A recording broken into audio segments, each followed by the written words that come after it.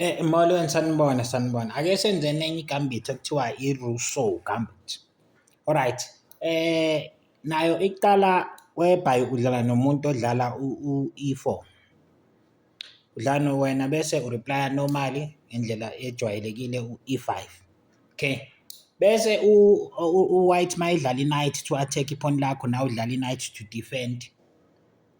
Adlala ibishop as normally attackele lapho nele ku-F7.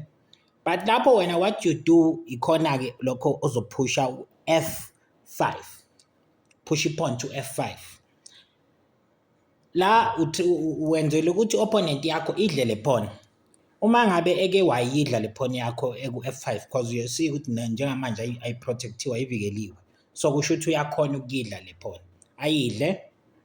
Then when uzobe sewudevelopa manje uphusha ipawn qala to attack knight, yabo.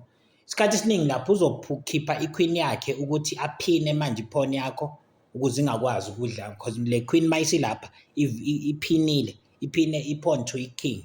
So ayikwazi ipawn ukudla i-knight ngoba manje i-king is off. So ayikhona ukudla leya knight. So when uzokhipha iqueen yakho nawe uprotect manje i-knight konje i-king yakho. So mawubeka iqueen lapha akasakwazi manje ukungayisusi i-knight because uzoyidla uqonde nama-queen lapha. So uzophoqeleka ukususa i-knight ayibuyisele emuva. Then your next development move will be ukudlala manje i-knight to F6. Uprotect nalesa spot esiku-H5 ukuthi angezi ngequeen athi check.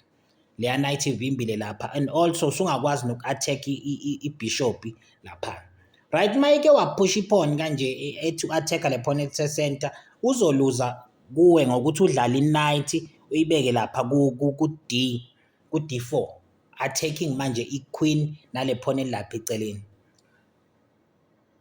Azophoqeleka ukuthi asuse i-queen because manje uyabona ukuthi le knight yakhe i-attackile i-queen yakhe uzoyishaya mayingayisusi lapha. Fanele asuse i-queen uzoqala ke manje ngokuthatha i-knight yakhe ishaye le pawn acabanga ukuthi uyiprotectile ngequeen. Uzoyishaya nge-knight. Taking i-knight ushaye i-queen. No, ushaye ipawn leli eliku-C2. Shaye ipawn nge-knight attacking i-king yakhe. Should it's a check.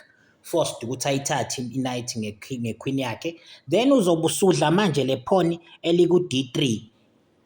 Uyabo? By time ulidla it's a check ngoba kuvuleleka iqueen yakho iqondene ne-king yakhe. Should it's a check. And also attack iqueen yakhe. Uyaphoqeleka manje ukubuya ngequeen azoprotecta lapha but akuprotecte because eventually uyayithatha iqueen ngepawn. So it's a winning game ke. Useluze iqueen kusho ukuthi uyayiluza igame. Ngiyabonga. Asifollowe